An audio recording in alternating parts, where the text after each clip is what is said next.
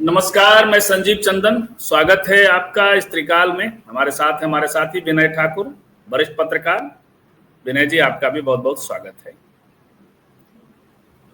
बड़ी ईमानदारी से सोचिएगा कि जब भी कभी वंशवाद की बात आती है तो आपके दिमाग में किन नेताओं का इमेज आता है।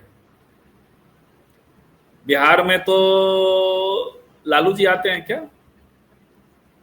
और देश के स्तर पे राहुल गांधी आते होंगे। लेकिन क्या है सच वंशवाद का? वंशवाद जरूरी भी, मजबूरी भी, और ये है क्या आखिर वंशवाद?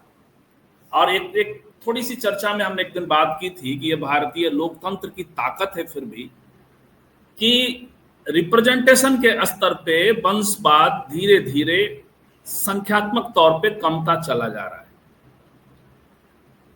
मतलब जितना लार्जर साइज में अब डेमोक्रेसी आगे बढ़ेगी, जितना उसका रेंज बढ़ेगा उतना वो कमता चला जाएगा। हालांकि ये एग्जैक्ट सच भी नहीं है। 1960 का जो दशक था, उस वक्त में ये सवाल सबसे ज्यादा गूंजने लगा लोहिया के आंदोलनों के साथ, लोहिया की राजनीति के साथ। और तब वंशवाद के नाम पर कुछ राजे राजवाड़ों की लीडरशिप थी और कुछ खास करके नेहरू परिवार से इंदिरा गांधी का जो फुटप्रिंट आ रहा था उसको लेकर के एक मानस बनता था लोगों के भीतर।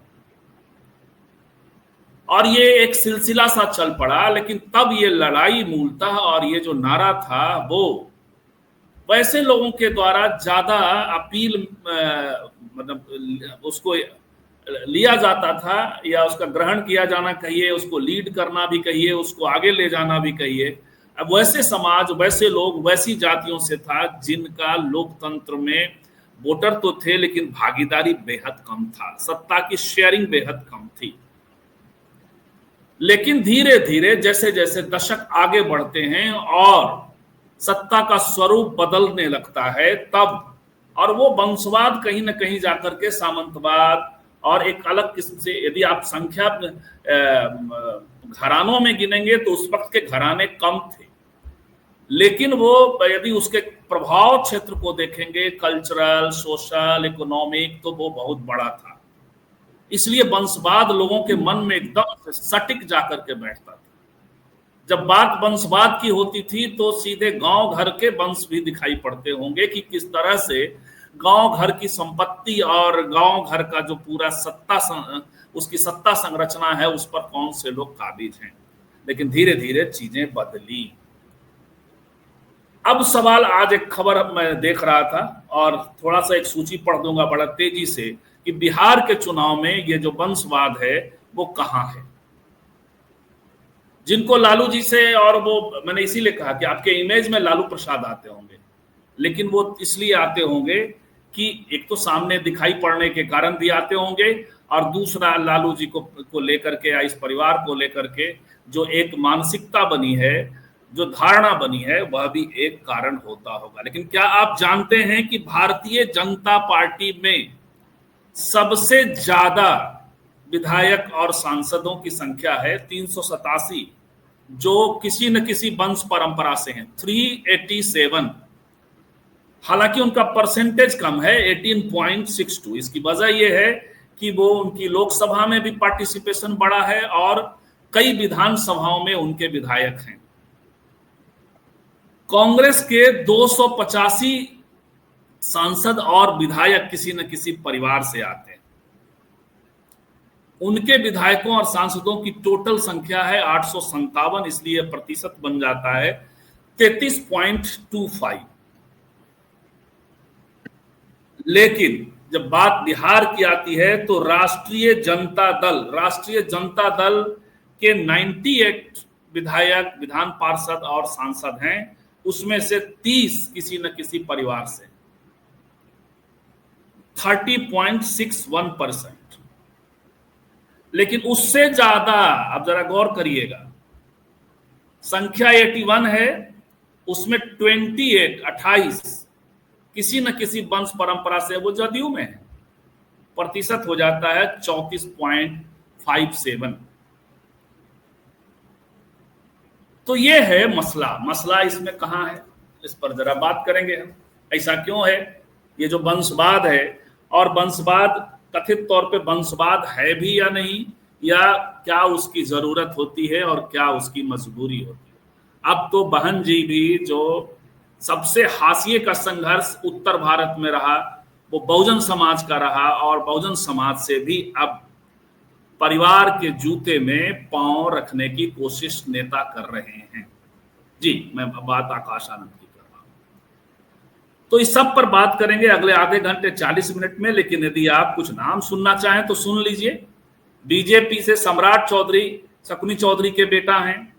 अभी जो वर्तमान में जो चुनाव लोग लड़ रहे हैं उनकी अब बात मैं कर रहा हूं। ये जो लिस्ट अभी हमने पढ़ा, वो जैसे विधानसभा, बिहार विधानसभा से वैसे विधायक हैं जो आउटगोइंग है, यानी बस अब खत्म होने वाला है उनका कार्यकाल।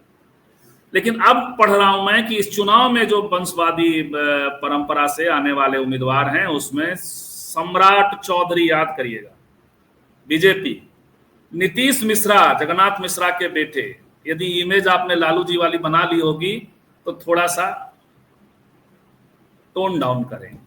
जमुई से पूर्व मंत्री दिग्विजय सिंह की बेटी श्रेयसी सिंह, गोपाल नारायण सिंह के बेटे त्रिविक्रम सिंह औरंगाबाद से, बांकीपुर से नवीन प्रसाद सिन्हा के बेटे नितिन नवीन, औराई से अजय निषाद जी की पत्नी रमा निषाद, तरारी से सुनील पांडे के बेटे विशाल प्रशांत।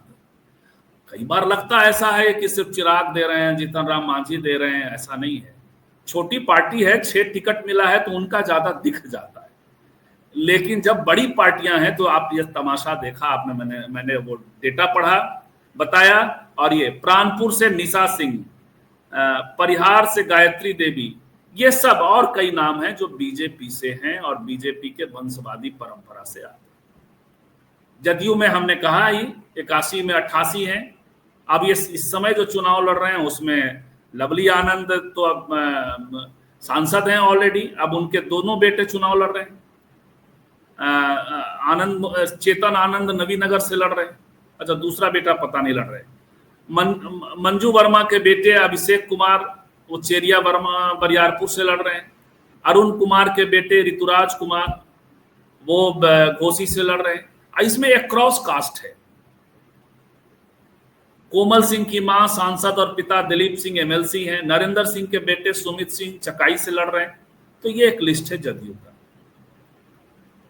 उसी तरीके से सबसे बदनाम यदि कोई बात होगी आज की तारीख में तो लालू जी के बाद सबसे पहला ध्यान जीतन राम मांझी की ओर जाएगा कि समधन को भी दे दिया, बहू को भी दे दिया, बेटा मंत्री है, लेकिन संख्या कम है उनकी।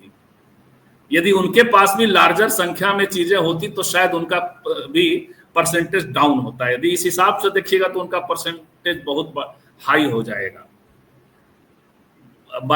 उनका है कि वो बाराचट्टी से उन्होंने अपने समधन को दिया है, बहुत दीपा को मांझी को दिया है, उन्होंने इमामगंज से दिया है, और ज्योति टिकारी से अनिल कुमार को दिया है जो वंश परंपरा में ही है। एक भाई लड़ रहे हैं जदयू से और दूसरा ये हम से।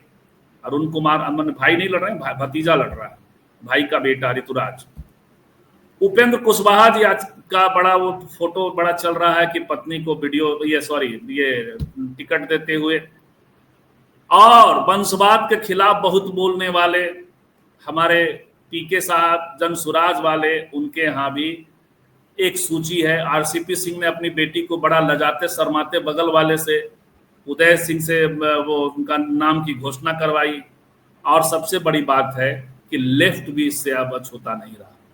सीपीआई के राम नरेश पांडे के बेटे राकेश कुमार पांडे हरलाखी से चुनाव लड़ रहे हैं। तो ये है। कर्पूरी ठाकुर की पोती भी लड़ रही है, जागृति कुमारी, विनय सर। तो वंशवाद का जो पूरी जो थ्योरी थी हमने लोहिया से लेकर के अभी तक सामने रखा। मेरा आपसे एक सवाल ये कि बीजेपी जो एक दंभ भरती है और उनका एक आर्गुमेंट है कि हमारा शीर्ष खाली है, मतलब मुख्यमंत्री हमारा कोई भी बन सकता है और प्रधानमंत्री कोई भी बन सकता है। मेरा सवाल आपसे ये है कि एक तो भारतीय संविधान किसी बाप के बेटे को चुनाव लड़ने से रोकता नहीं है। यदि बाप है, यहाँ मामला सिर्फ नैतिकता का हो सकता है, एक बात। और यदि वो चुनाव लड़ेगा तो मंत्री भी बनेगा। और बीजेपी का चूंकि जुम्मा जुम्मा कुछ साल ही हुए हैं शासन में कांग्रेस की तुलना में, और उनका परसेंटेज देखिए 18% तक तो पहुंच गए। संख्या में उनके यहाँ ज्यादा विधायक और सांसद वंश परंपरा से आते हैं। सिंधिया परिवार को तो अब गोद ले लिया उन्होंने। तो ये मामला सिर्फ टाइम फैक्टर का है या किसी नैतिकता और इरादे का भी है? विनय सर। धन्यवाद संजीव जी। देखिए, आप किसी भी सवाल को जब हल करना चाहते हैं तो आपको पहले उस सवाल की गिरह को खोलना पड़ेगा। ये सीधा सीधा आप अगर आपको वंशवाद और भारतीय राजनीति की समस्या को समझना है तो एक बात आपको हमेशा ध्यान में रखनी चाहिए कि वो ये कि जो हमारा राजनीति का जो वेस्टर्न मॉडल है उसमें जो है इंडिविजुअल इम्पोर्टेंट है, वही अपने फैसले सारे करता है और समाज में जो चीजें संचालित होती है व्यक्ति के हिसाब से होती है। और भारतीय समाज में जो है आज भी परिवार जो है वो परिवार समाज की मौलिक इकाई है। और इसीलिए आप देखेंगे कि कई बार जो हमारी जो पुरानी राजनीतिक व्यवस्था है उसमें जो फैसले जो लिए जाते हैं वो व्यक्ति के हिसाब से कम और परिवार के हिसाब से ज्यादा। उसमें एक मुझे उदाहरण याद आता है कि जैसे आजकल जो रोग हमारे राजनीति में लगा हुआ है कि अगर कोई व्यक्ति है उसके ऊपर भ्रष्टाचार का आरोप लगा है या कानूनी रूप से वो है तो आप उसकी पत्नी को उसके बेटे को आप टिकट दे देते हैं और आपको लगता है कि कानूनी नैतिक रूप से हम कुछ गलत।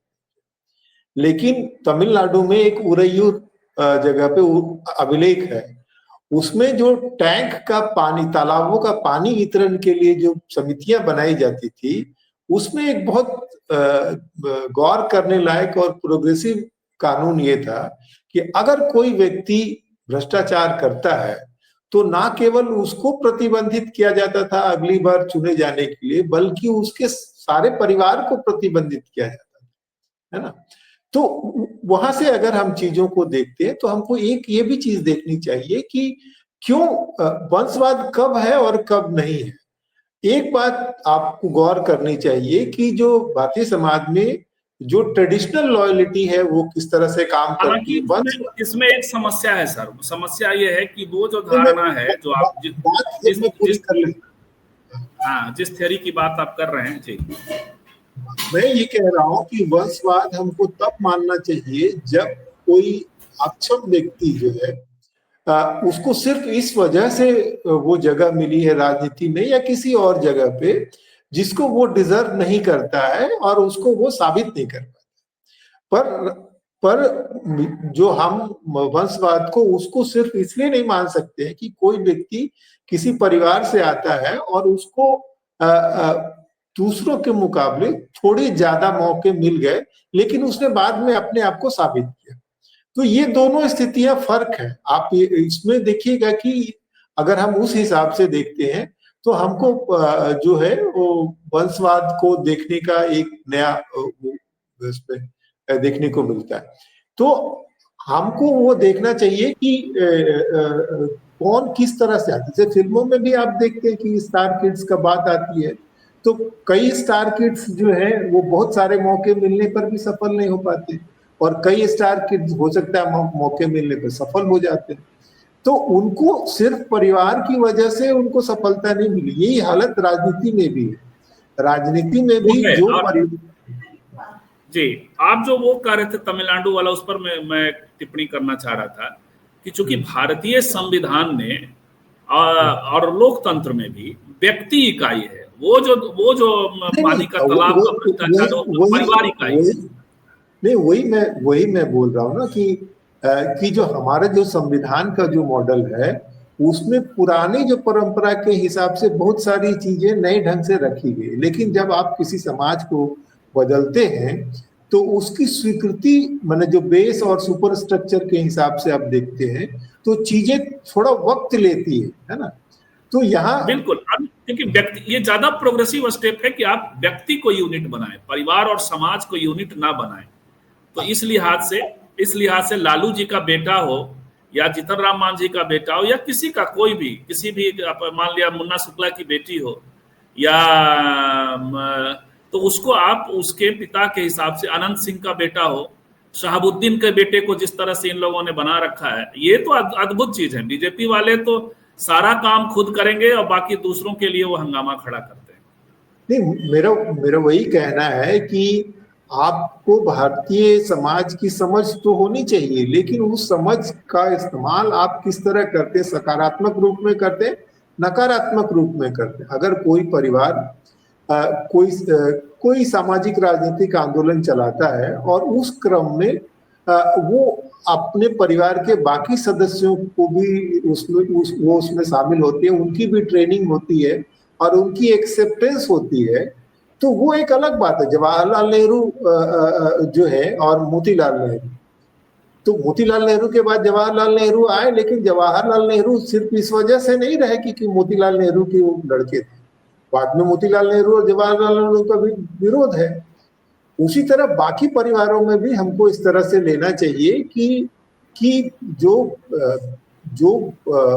विरासत मिल रही है उसको कोई व्यक्ति जस्टिफाई कर रहा है कि नहीं कर रहा है, और परिवार की जो पकड़ है और जो सामाजिक संरचना है उसकी झलक इसी तरह से दिखती है कि आपने कहा कि जो जनता दल में, जो जनता दल यूनाइटेड में और राष्ट्रीय जनता दल में, इन दोनों में जो थोड़े सा का फर्क है, हाँ थोड़े सा का ही फर्क है। वो इसलिए है क्योंकि जो ट्रेडिशनल जो लॉयल्टी कह लीजिए, उस लॉयल्टी के तहत जो परिवार मजबूत थे या जिनकी दावेदारी मजबूत थी, वो अपने लिए नई जगह तलाश करने के क्रम में इधर से उधर गए। तो एक बात और है, नहीं विनय सर, इसको ऐसे देखें, दो चीजें इसमें हम डिस्कस करेंगे आगे। मनोरमा कह रही है कि एडीआर की रिपोर्ट कहता है, जो हम लोगों ने उस दिन बात की थी, कि बिहार के क्षेत्रीय दलों में 30 से 40% तक वंशवाद है। वही दिखाई भी पड़ रहा है, 30 और 28 ये भी नए रिपोर्ट में भी है। चुनाव लड़ने वाले राजनीतिक रूप से प्रसिद्ध परिवारों के उम्मीदवारों की संख्या भी उल्लेखनीय है। बिल्कुल, ये है। इस पे मेरी ये टिप्पणी है कि बिहार में देखिए, आपको ये देखना चाहिए कि पावर का बेस क्या है। बिहार में सामाजिक प्रतिष्ठा और पावर का बेस जो है वो भूमि रहा है, और थोड़ी राजनीतिक सत्ता जो कह लीजिए। तो बिहार में चूंकि जो लैंड डिस्ट्रीब्यूशन का काम जो है वो बहुत आगे नहीं बढ़ा, तो इसीलिए बहुत सारे परिवारों को के पास में जो है वो जो ताकत जो वहां से मिली है, वो संख्या जो है वो थोड़ी कम है उन जगहों के मुकाबले में जहां परमानेंट सेटलमेंट की बजाय जो रैयतवारी और महलवारी सिस्टम है, वहां पे अलग है। वहां पे जो ताकत उनकी है, जो सामाजिक जो प्रतिष्ठा है, उसका बेस जो है सिर्फ लैंड नहीं है, और भी चीजें हैं। तो वहां राजनीति थोड़ी अलग ढंग से डेवलप होती है और यहाँ राजनीति थोड़ी अलग ढंग से डेवलप होती है। नहीं, दो चीजें इसमें, और इसमें दो चीजें देखी जानी चाहिए जिसमें बीजेपी भी साथ साथ आ जाती है, कि जिन लोगों ने वंशवाद की थ्योरी और वंशवाद के पूरे सिद्धांत को प्रैक्टिकली भी भारतीय राजनीति का मुद्दा बनाया, वह उनका पहला जनरेशन था। और वो धीरे धीरे, देखिए जनता दल के फॉर्म में भी जब काम हो रहा था तो वहां ये आदर्श था कि कर्पूरी ठाकुर अपने बेटे को टिकट देने के लिए वो कहते नहीं, अब मैं लड़ूंगा या रामनाथ लड़ेंगे। तो ये एक बात, विनय सर, ये मैं सवाल पूरा कर लूं या अपनी टिप्पणी। लेकिन जब इनकी दूसरी पीढ़ी आ गई, टाइम लगता है ना भाई पीढ़ी आने में, पीढ़ी को तैयार होने में, लीड करने के लिए, तो वो लगभग 90s के बाद से ये सवाल जो 70s में जो लोग उठा रहे थे, उनके लिए परिवार एसेंशियल भाग हो गया। तो ये भी है, बीजेपी थोड़ा लेट उन्हीं के साथ साथ चली है। वैसे उनके यहाँ तमाम उस 74 और 77 के आंदोलन के लोग हैं वहां, तो वो बीजेपी भी धीरे धीरे दूसरे या तीसरे दौर में जब पहुंच रही है शासन के, तो उनके यहाँ भी संख्या 300 से ऊपर पहुंच गई। विनय सर, हाँ, जो हम लोग बात कर रहे हैं ना कि जो संसाधन और जो न्यूक्लियस है, देखिए कोई भी जो जो शासन संरचना है उसको हम कोर और पेरिफेरी में बांट सकते हैं। तो वो जो कोर जो है, उस कोर में कितने लोग शामिल हैं वो एक इम्पोर्टेंट है। और अगर वो पार्टी जो है लगातार सामाजिक आंदोलनों के साथ जुड़ी रहती है तो उस कोर में काफी सारे लोगों की आमद होती रहती है और उसका आधार बड़ा रहता है। लेकिन जब एक समय के बाद आपका सामाजिक राजनीतिक आंदोलनों से वास्ता टूट जाता है तो वो जो कोर जो है, उस कोर में बाकी लोगों की आवाजाही बंद हो जाती है और धीरे धीरे वो सिकुड़ करके जो है अपने परिवार तक ही रह जाता है। और उस कोर में वो शासन के सारे सूत्र जो है अपने परिवार के भीतर रखते हैं।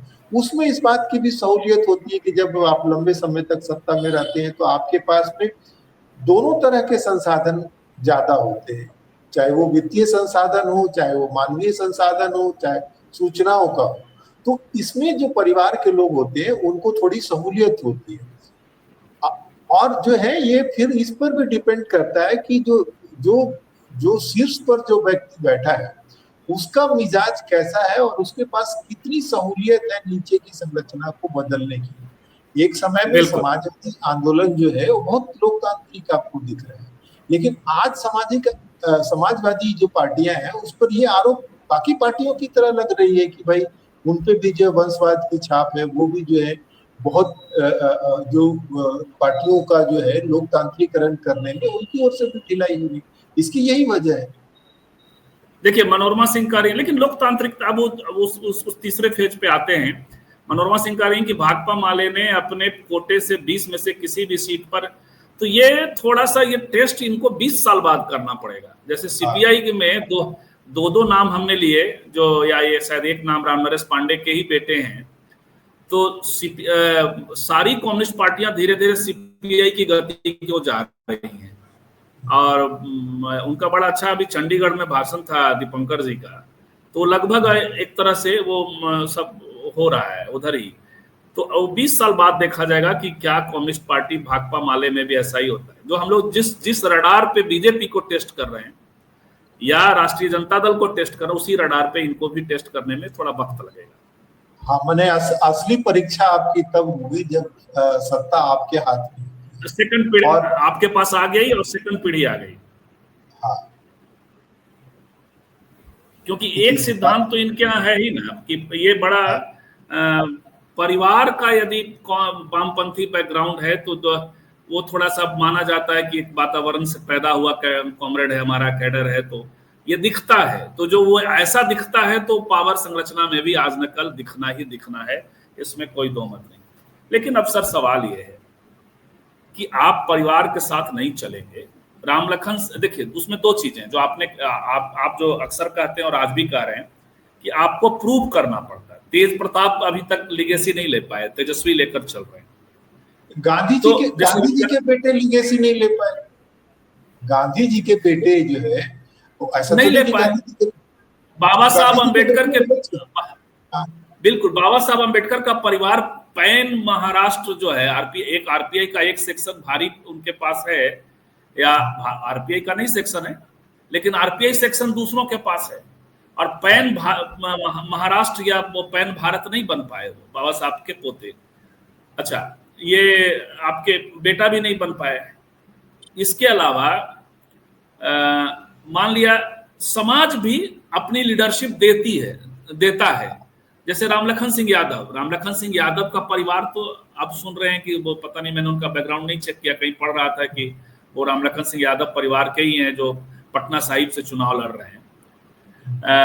आपके मान लिया कि चंद्रिका राय जदयू में उनको टिकट डिनाई किया गया, लेकिन चंद्रिका राय यदि एक मुख्यमंत्री दारोगा प्रसाद राय के बेटे हैं, लेकिन यादवों ने वहां अपनी लिगेसी नहीं दी।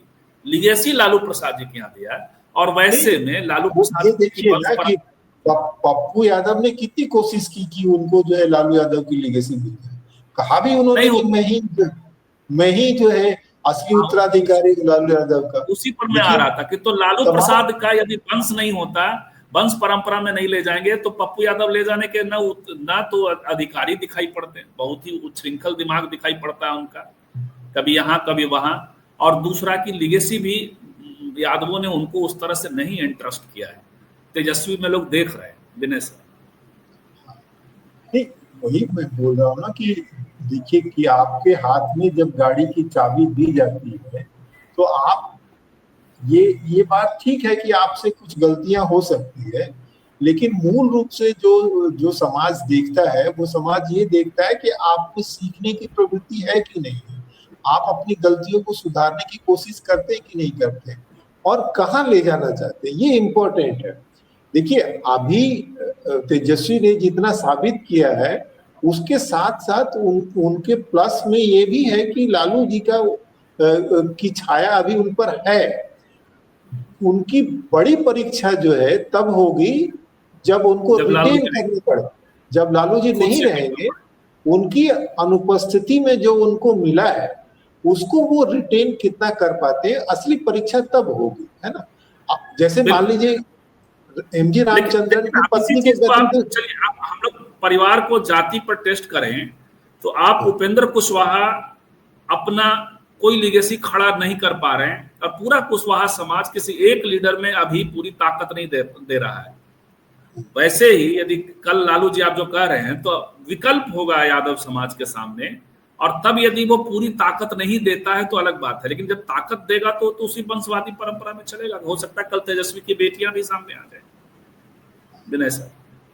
नहीं देखिए वो तो जो समाज है, देखिए अब मैंने पहले ही कहा ना कि भारतीय समाज में परिवार बहुत महत्वपूर्ण भूमिका निभाता है, क्योंकि यहाँ जो है परमानेंट रिलेशनशिप और फिर शादियों के माध्यम से वो परिवार जो है जाति से जुड़ जाता है, इसीलिए जाति भी एक बड़ी निर्णायक भूमिका निभाती है। लेकिन अब उसको आप जो समाज जो है वो समाज किस तरह से ऑपरेट करता है, कैसी छवि देखता है उस नेता में कि वो इस समाज को कितना आगे ले जा पाएगा, समाज की जरूरत को, वो जरूरत क्या है, वो जरूरत क्या किसी दबंग जाति समूह पार्टी के प्रभाव से बचाने का है, या वो ये है कि ये जो नेतृत्व है ये हमारी जाति को जो है सत्ता में भागीदारी के माध्यम से और ऊंचाइयों पे या और नई प्रगति की तरफ ले जाएगा, वो किस तरह देखता है। देखिए समाज का स्तर जब बढ़ेगा, लेवल बढ़ेगा, तो हो सकता है लालू जी के परिवार से बाहर निकल जाए, हाँ, या किसी भी परिवार से बाहर निकल जाए, नीतीश कुमार के परिवार से बाहर निकल जाए, उसकी जरूरतें बढ़ जाएंगी। देखिए आप अच्छे आदमी हैं, ठीक है ना, बहुत पढ़े लिखे हैं, उसकी अलग उपयोगिता है, पर सिर्फ आप अच्छे आदमी हैं, बहुत पढ़े लिखे हैं, ये आपको किसी समाज का नेतृत्व नहीं दे देता। जो चीज देती है नेतृत्व वो ये है कि आप समाज की समस्याओं को लेकर के कितनी संजीदा है और कितनी संजीदगी से उसको दूर करने की कोशिश करते हैं। इसमें दोनों ही चीजें हैं, एक तो सामाजिक राजनीतिक और आर्थिक शक्तियां किस तरह से प्ले आउट कर रही है, बाकी लोगों के साथ उनका क्या संबंध है, और दूसरी आप के पास में क्या विजन है देने के लिए, समाज को जगाने के लिए, जोड़ने के लिए आपके पास क्या है ना। हम तमिलनाडु में देखिए कामराज ने जो है अपनी जाति को एक नया सपना दिया, वो नाडर जाति जो कभी निचली पायदान पे गिनी जाती थी उनका उन्होंने पूरी तरह से कायंत्रण किया, उसमें कैपिटलिस्ट आए, उसमें उन्होंने पावर को ग्रैब किया और आगे लेकर गए। उसी तरह एक चरण जो है सामाजिक न्याय की जो पार्टियां हैं और जो जातियां उनके पीछे हैं, एक चरण उनका हासिल हो गया, ठीक है ना, सत्ता में उनकी मजबूत दावेदारी हो गई। अब यहाँ से जो आगे ले जाना है रिटेन करने के लिए कि वो जातियां जो है कैसे देखती हैं इस नेतृत्व को, जो हमारी जो बड़ी महत्वाकांक्षाएं हैं उसको किस तरह से पूर्ति करने में वो कैसे देखती है, तो वो तय करेगा कि आगे आप उस व्यक्ति के पास में, उस परिवार के पास में, उस जाति की जो लीडरशिप है वो रहेगी कि नहीं रहेगी। नहीं, और इसके अलावा जैसे जाति का अपना आकार बढ़ेगा, जैसे मध्यवर्ग का आकार, आकांक्षाओं का आकार, अक्सर महाराष्ट्र से मैंने पत्रकारिता शुरू की और अक्सर मैं देखता था कि आरपीआई का कोई नेता पकड़ा जाए, छोटा नेता हो या बड़ा नेता हो, उसको पत्रकार लोग पूछते थे आपके यहाँ तो बड़ा बंटवारा है, बहुत सारे धड़े हैं। मैंने कभी ये सवाल नहीं किया। वजह उसकी है कि ये ताकत है कि आप कई बार जब एक समाज बौद्धिक रूप से और संसाधनों के स्तर पे जब आगे बढ़ता है, आपस में जो लड़ाई भले दिखे लेकिन वो शेयरिंग दिखाई पड़े। कुशवाहा जाति के लिहाज से मुझे लग रहा है कि अभी तक इसीलिए जगह भूमिहार और कुशवाहा ये दोनों एक शेयरिंग का मैं मजेदार एग्जांपल तमिलनाडु से देता हूँ कि तमिलनाडु में जो धर्मों का जो धर्मांतरण हुआ है, तो वहां देखेंगे कि जो नाडर क्रिश्चियन और नाडर हिंदू, ठीक है ना, इन दोनों में बहुत भागीदारी और साझेदारी रही है, ना केवल आजादी के बाद बल्कि आजादी से पहले भी। जो नाडर हिंदू थे उनका नाडर क्रिश्चियन, चूंकि उन्होंने धर्म बदल दिया इसलिए उनमें कोई कटुता नहीं थी। उनको ये लगता था कि ये जो हमारे लोग गए हैं वो हमको शासन के कोप से बचाएंगे, और उनको उस घड़े को लगता था कि ये हमारी ताकत है और हमको संख्या में देकर हमको जो राजनीतिक भागीदारी में जो हमारा जो बार्गेन है उसको मजबूत करेंगे। तो वो कैसे माने संबंध होता है, कैसे आप रखते हैं चीजों को, कैसे भागीदारी होती है, वो बहुत तय करता है। जो आपने कुशवाहा और भूमिहार का बताया, तो जैसे आप देखिए ना, बिहार में श्री बाबू के बाद एक भी भूमिहार मुख्यमंत्री नहीं हुआ, लेकिन पॉलिटिकली वो तमाम जगहों पे बिखरे हुए भी हैं और पॉलिटिकल पावर के तौर पे हैं।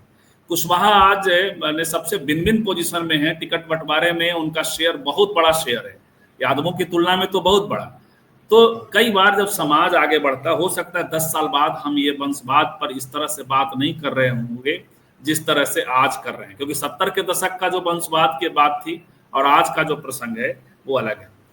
एक संजीव जी, इसमें ये भी हमको नजर पे रखना चाहिए कि पार्टियां उन जातियों को ज्यादा टिकट दे रही हैं जिनको लेकर के उनके मन में ये है कि अभी इनकी जो सोच है या जो इनकी लॉयल्टी जो है बहुत रेजिमेंटेड या रिजिड नहीं हुई है, उनको अपनी ओर लाया जा सकता है, तो वो एक टूल की तौर पर भी है, ठीक है ना। जिन जातियों को लेकर के ये तय हो गया है कि ये जातियां ठोस रूप से हमारे पास है, इनके पास विकल्प नहीं है, तो उनको वो अलग तरह से ट्रीट कर रहे हैं, उनको बहुत नंबर्स नहीं दे रहे हैं, उनको परसेप्शन से, बाकी अपनी नीतियों से काबू करने की कोशिश कर रहे हैं। शायद ये बात मुस्लिमों पर भी लागू होती कि मुस्लिमों को ये को लेकर के राजनीतिक पार्टियों को ये लग गया है कि ये यही रहेगी, है ना, तो उनको बहुत संख्या में टिकट देके उनको अपनी ओर खींचने की कोशिश नहीं की जा रही है। जो बाकी चीजों उनकी वजह और भी है, यदि उनकी वजह और भी है, यदि इस तरह से फॉर ग्रांटेड आरजेडी यादवों को ले लेगी तो आरजेडी खत्म हो जाएगी। यानी आप आरजेडी, यदि कुछ लोग दबाव बनाते हैं कि आरजेडी को कम टिकट देना चाहिए, अखिलेश यादव का उदाहरण दिया जा रहा है, विधानसभा में अखिलेश यादव भी कम टिकट नहीं देने जा रहे हैं, यदि कम टिकट देंगे तो बुरी तरह हारेंगे। तो इतना नौसिखुआ अब नहीं रह गए हैं अखिलेश जी। लोकसभा में उन्होंने एक प्रयोग किया था और वो प्रयोग ये कह के किया था कि हम विधानसभा में आपको देंगे। तो बड़ी लंबे दौर तक आप सिर्फ ये नहीं कर, मुसलमानों वाला मामला तो उनका अलग था। कुछ टिप्पणियां हैं जिसमें एक मनोरमा जी ने हम लोगों के लिए एक अच्छा ये कर दिया, आरजेडी अभी जो सिटिंग, हम लोगों ने बताया कि जो इनका आरजेडी की पूरी जो उनका जो पूरा ये लेजिस्लेटिव पार्टिसिपेशन है, यानी सांसदों, विधायक, विधान पर पार्षदों का 98 में 30 वंश परंपरा से आते हैं और ये परसेंटेज है 30.61। लेकिन अभी जो उसमें जो आउटगोइंग विधायक हैं वो उसमें शामिल हैं, लेकिन अभी जो टिकट वितरण है उसे मनोरमा जी बता रही, आरजेडी ने 19, जदयू ने 16, अभी हम लोग वही बात कर रहे थे, 81 में 28 उनके वंश परंपरा से अभी तक है। टिकट भी जो अब दिया है वो 16 को अभी फिलहाल टिकट वंश परंपरा से ही दिया है।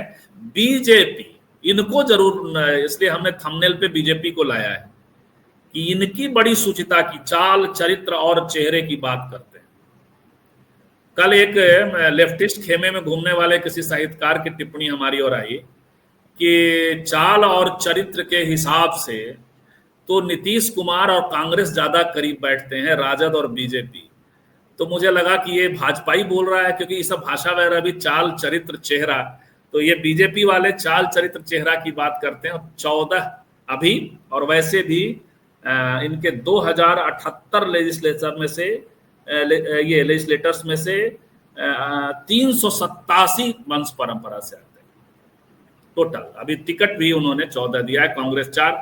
और वीआईपी हम करेंगे क्या? वीआईपी और हम के पास, मैं इनको तो एक्सक्यूज करके चलता हूँ, परसेंटेज इनका हाई हो जाएगा, लेकिन इसलिए कि इनके पास टिकट नहीं है। और ये तो संजीव जी इसीलिए बोलते हैं ना कि जो जातियां या जो समूह जो है जो ज्यादा आर्टिकुलेट होता है अपनी बातों को ठीक से रखने के लिए, या पावर रिलेशनशिप किस तरह से प्ले आउट करता है उसकी समझ होती है, और परसेप्शन बनाने में ज्यादा कुशल होते हैं, वो डेटा को किस तरह से एनालाइज किया जाए। देखिए, डेटा में आपको उसका स्प्रेड भी देखना पड़ेगा, उनका रिलेशनशिप भी देखना पड़ेगा, तभी आप चीजों को ठीक से डिकोड कर पाएंगे। वो जैसे आपने हम का और उसका उदाहरण दिया ना, तो एक उदाहरण आता है कि वो जो जिंदगी जो है वो मैथमेटिक्स के हिसाब से नहीं चलती है। प्रोबेबिलिटी को आप देखेंगे तो उस पर आपको दिखना पड़ेगा कि कितना में कितना है। तो वही हालत जो है, आपको जिसको बोलते हैं पैराडाइम चेंज की, मतलब किन चीजों से उसका निर्णय कर रहे हैं, और उस निर्णय करने में जो चीजें स्थापित की जाती है कि इस मानदंड पे कसा जाएगा, उसमें जो लोग समाज के जो प्रभु वर्ग होते हैं या सत्ता जिनके पास में रही है, उनकी सहूलियत होती है कि वो परसेप्शन बनाने वाले जो पैरामीटर्स है उनको अपने हिसाब से सेट करें। जी, परसेंटेज में बीजेपी फिर कम हो जाएगा ना, चूंकि वो ज्यादा सीट, हाँ बीजेपी कम सीट पे लड़ रही है, आरजेडी ज्यादा सीट पे लड़ रही है बिहार में, तो इसलिए आरजेडी का परसेंटेज कम जाएगा यदि संख्या बराबर रही तो, और बीजेपी कम पे लड़ रही है 101 सीट पे।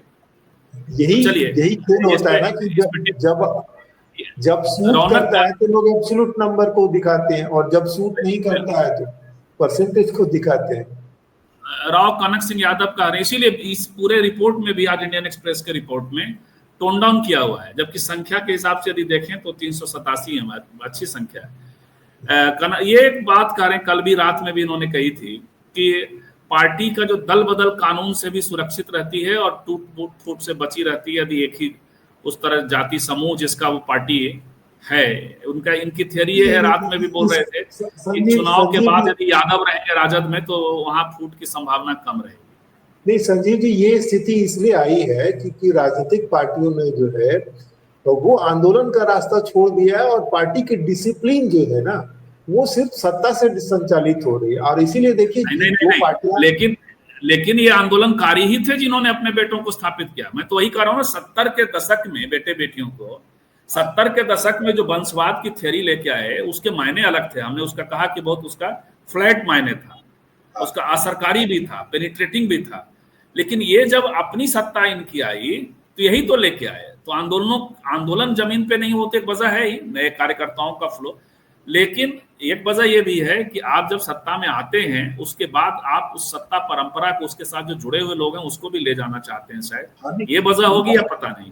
कार्यकर्ताओं की ट्रेनिंग और डिसिप्लिनिंग का भी मामला है ना, कि वो कार्यकर्ता जो आए हैं वो आपके साथ किस वजह से जुड़े हुए हैं, उनके क्या मंशा है, क्या उनके आपने जो ट्रेनिंग की है, तो उसमें जब चीजें जो अगर बहुत अनुशासित है तो लेफ्ट पार्टियों में पहले इस तरह से टूट फूट नहीं होती थी जैसे बाकी पार्टियों में टूट फूट होती थी। आप कैसे लेकिन विनय जी, मैं तो लोकतंत्र को, संविधान को के प्रति मैं बहुत थैंकफुल रहूंगा, और ये कहूंगा भारतीय समाज का ही आचरण है, उसका ही चरित्र है कि वो अपने बच्चों को, अपने बेटों में सारी चीजें तो उसी तरीके से जाती हैं, पूरी लीगेसी उसी तरह जाती है। तो जैसा समाज वैसा, लेकिन भारतीय लोकतंत्र ने एक व्यवस्था रखी है कि अभी तक तो 70% रोटेशन होता है, 30-40% जो ये वंशवाद वाला जो आप कह रहे हैं वो बन पाया है। और ये अजय मिश्रा कह रहे हैं कि वंशवाद उसी पार्टी में सतत चलता है जहां वर्तमान व भूतकाल दोनों में पार्टी के प्रति अपनी निष्ठापूर्ण रूप से प्रदर्शित हो। पार्टी में एक छोटा सा विरोध वंशवाद पर चिन्ह लगाता है, चाहे मुखिया ही हो। ये बात नहीं समझे, पार्टी उसी पार्टी से सतत चलता है जहां वर्तमान व भूतकाल दोनों में पार्टी के प्रति अपनी, ये बात थोड़ा सा स्पष्ट नहीं हुआ। न्यायपालिका में बहुत ज्यादा वंशवाद है, कॉलेजियम सिस्टम में सब बिल्कुल 400-500 परिवार पूरा उच्च न्यायपालिका को चला रहा है। जहां जो बैठा है, आरजेडी या समाजवादी पार्टी किसी विशेष जाति को अधिक टिकट इसलिए देती है ताकि पार्टी की एकता बनी रहे। हाँ, ये थोड़ा सा कन्विंसिंग है। वैसे ये कल भी आपने ये बात कही थी रौनक जी, तो ये तो बात है, लेकिन धीरे धीरे जो हम लोगों ने भूमिहारों और कुशवाहों के बारे में बात की, तो चीजें अलग भी हो सकती हैं और वो एक संकेत, बुरा संकेत नहीं होता। राजनीतिज्ञों का अपना तर्क होता है, जब डॉक्टर लड़का लड़की डॉक्टर बन सकता है तो इंजीनियर का लड़का है, तो फिर राजनीतिक परिवार में लोग क्यों नहीं आ सकते। तर्क भी है, एक तर्क लाया है इन्होंने, लेकिन इनकी जरूरत भी है। और ये लेकिन तर्क में बहुत मजबूत नहीं मानता हूँ। आप उससे प्रतिबंधित नहीं कर सकते, ठीक है ना, लेकिन अगर वो अपने आप को साबित नहीं करता फिर भी आप उसको लेकर के चलते, वो एक समस्या है। तो नहीं चलेगा ना। अमिताभ बच्चन नहीं है, लालू प्रसाद को सुविधा भी नहीं अमिताभ बच्चन होने की। या नेहरू परिवार में राहुल गांधी जिस स्तर पे जहां पहुंचे हुए हैं, उनको दम पसीने छूट रहे हैं ना निकालने में। तो भारतीय लोकतंत्र इतना आसानी से किसी को सुविधा नहीं देता कि आप अमिताभ बच्चन की तरह आप लगातार इन्वेस्टमेंट करें या लगातार अपने संसाधनों का आप प्रयोग करें। तो ये है। बहुत बहुत धन्यवाद। लोकतंत्र की ताकत को समझना चाहिए, संविधान की ताकत को भी समझना चाहिए। यदि तेजस्वी यादव भी फेल होंगे, बिहार के परिप्रेक्ष्य में कहें, तेजस्वी यादव भी जनता की उम्मीदों पर खरे नहीं उतरेंगे और पॉलिटिकली अपने को चतुर नहीं सिद्ध कर पाएंगे, तो तेजस्वी यादव से भी लीगेसी छिन जाएगी। कई सारे परिवार, न सिकंदर रहा है, न कलंदर रहा है, न कोई रहेगा, न कोई रहा है। सबसे बड़ी ताकत लोकतंत्र की ताकत होती है। बहुत बहुत धन्यवाद। मिलते हैं फिर रात में 9 बजे। और हमारी कोशिश है कि 30 अक्टूबर के बाद ऑनवर्ड कुछ ग्राउंड रिपोर्टिंग आपके सामने लेकर के आए। कुछ लाएंगे, थोड़ा कोशिश करेंगे कि थोड़ा अलग हो, नेताओं से बातचीत से अलग। कुछ लोगों ने अभी सपोर्ट किया है और लोगों के नाम हम लोग शाम तक इसमें जोड़ देंगे, जिन लोगों के सपोर्ट आए हैं। तो हो सके, संभव हो तो आप हमारी मदद करें, और हम तो करेंगे ही। तो बहुत बहुत धन्यवाद। मिलते हैं रात में 9 बजे। नमस्कार।